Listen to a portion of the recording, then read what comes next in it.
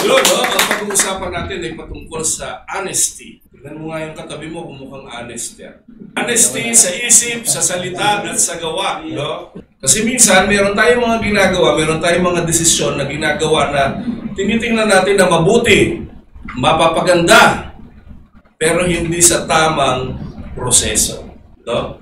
At ang pag-uusapan natin ngayon, yung tungkol dun sa pagtatapat, dun sa ipinagkatiwala sa inyo. Alam ko, bawat isa sa inyo magkakaiba ng posisyon, magkakaiba ng trabaho. Kaya tayo nandito kahit magkakaiba ang trabaho natin kasi pare-pareho mahal natin si Lord. Amen. No? Yun. Unang-una, honesty reflects our character. Alam nyo, yung pagdating dun sa karakter, merong number one na enemy ng bawat tao. Ano yun? Yung attitude. Isang araw may tumatawag sa akin, may ka-meeting ako sa online, napaka-importanting meeting. Meron ho kami 27 na Shih Tzu sa bahay.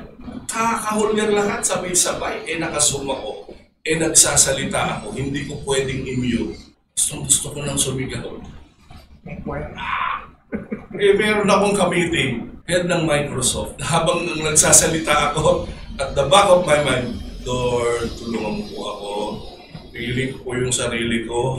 Tapos pinandidilatan ko na yung helper namin. Ibig sabihin, sawayin mo yung mga aso. Tapos biglang sabi nung kausap, it's okay. Bishop Jonathan, it's okay. You just take care of your dogs first. Tapos pagbalik ko, sabi niya, I'm glad you're learning. Kasi, tiyak ko, kung hindi pa tayo nagme-mentoring, sigurado napagalitan mo na yung mga kasama mo dyan. I can see your eyes that gumagano'n daw ako na gusto ko sabihin, patigilin mo na yung mga aso. At sabi, at nararamdaman ko sa sarili ko na naiinis ka na ron sa mga aso, pero yung attitude na nakita ko sa'yo, kaya mo nang pigilin yung sarili. Tingin kayo sa akin. Maraming mga nakakainis sa loob ng opisina. Kung pwede yung kinakainisan mo, nandito. Di ba? Hindi ko na kayo paaaminin, hindi ko na papataas ang kamay nyo. Pero sa totoo lang, no? Sa loob ng opisina, sa loob ng samahan, meron talagang nakakainis na minsan hindi niya alam na nakakainis siya. Pero sa tulong at habag ng Panginoon, hanggang ngayon, hindi niya nararamdaman na naiinis ka sa Kanya. Kasi bakit? Meron kang kayang kontrolin yung attitude na ipinagkatiwala sa iyo ng Panginoon. Alam nyo, sabi dito, sa Proverbs 12:22, the Lord detests lying lips, but He delights in those who are truthful. No? Sa totoo lang, marami tayong mga bagay na pwedeng masabi para lang mapagtakpan yung mga kapalpakan. Pero ang nais ng Panginoon sa atin, maging tapat tayo, maging totoo tayo sa trabaho natin, sa assignment na ipinagkatiwala sa atin ng Panginoon. Pwedeng halimbawa, yung aking inaanak, sabi niya, ikaw naglilinis dito, di ba? Sa paglilinis niya, merong isa, kalat ng kalat. Andyan lang naman yung basurahan. Hindi pa madala sa basurahan yung mga kalat. Pero kaya lang, ang instruction sa iyo ni Lord, magpakatapat ka doon sa trabaho mo.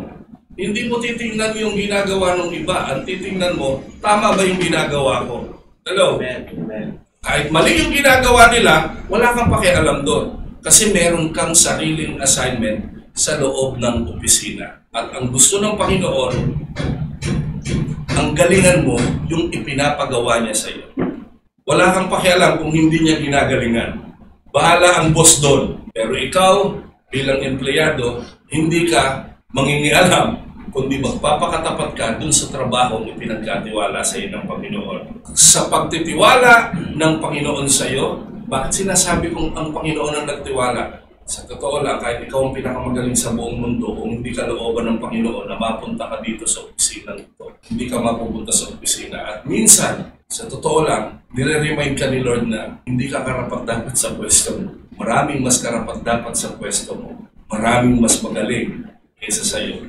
Pero inilagay kita dyan. Pangalawa, honesty builds trust and integrity. Sa totoo, sinasabi natin, promotion comes from the Lord. Pero, merong kinakausap si Lord sa loob ng opisina para ma-promote ka.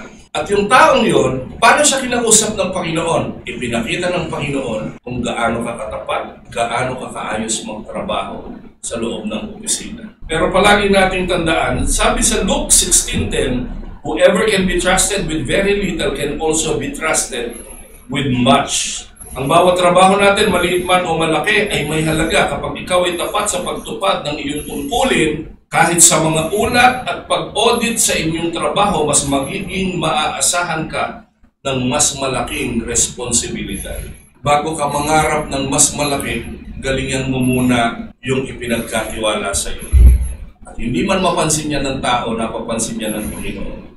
Bishop, napapansin nga na ng Panginoon, alam ko naman yun. Kaso, parang ang tagal-tagal ko na dito, na-overtake ka na ako ng iba. Uulitin ko, huwag mong tingnan yung nangyayari sa iba. Ang titingnan mo pa rin, ang i-check mo yung sarili mo. Bakit kaya nauna pa yun sa akin? Mas matagal ako doon. Hello. Pero ang sabi, whoever can be trusted with a very little can also be trusted with much. Luke 16:10. Ang bawat desisyon na ginagawa mo ay may epekto sa kaligtasan ng mga tao. Tama po ba? Kung nagkamali ka ng encode, mamamali na yung mga kasunod sa ilalim mo. Pero pag tama yung instruction from the business center, sinunod mo yung instruction, ipinasa mo sa pag-encode mo, tapos binasa ng mga dapat makareceive ng message na i-execute ng maayos, sigurado may kaligtasan at sigurado may reward din. Hindi lang dito sa lupa, kundi sa langit. Pangatlo, honesty honors God. Palagi kong sinasabi kapag nagme-mensahe ako, hindi tinitingnan ni Lord yung ginagawa nila sa iyo. Hindi tinitingnan ni Lord kung ano yung ginagawa ng kapitbahay mo sa iyo. Hindi tinitingnan ni Lord kung ano yung ginagawa ng kapatid mo sa iyo. Hindi rin tinitingnan ni Lord kung ano yung ginagawa ng asawa mo sa iyo. Hindi tinitingnan ni Lord kung anong ginagawa ng anak mo sa iyo. Nakaabang palagi si Lord dun sa reaction mo sa ginawa nila sa iyo. Aminin mo natin o hindi, merong palaging nakikinig, nakatingin sa ginagawa natin. Sasabihin niya, si Lord, hindi lang si Lord, pati demonyo. Bakit? Nakaabang sila dun sa reaction mo, dun sa sitwasyon. Sasabihin ng demonyo, anak ko yan. Sasabihin ng Panginoon, ma-attend yan ng Bible study pag first Wednesday. Anak ko na yan. Sasabihin ng demonyo, abangan natin. Gumanti ka. May ginawang masama sa iyo, gumanti ka ng mas masama pa. Sabi ng demonyo, sabi ko na sa iyo, anak ko yan.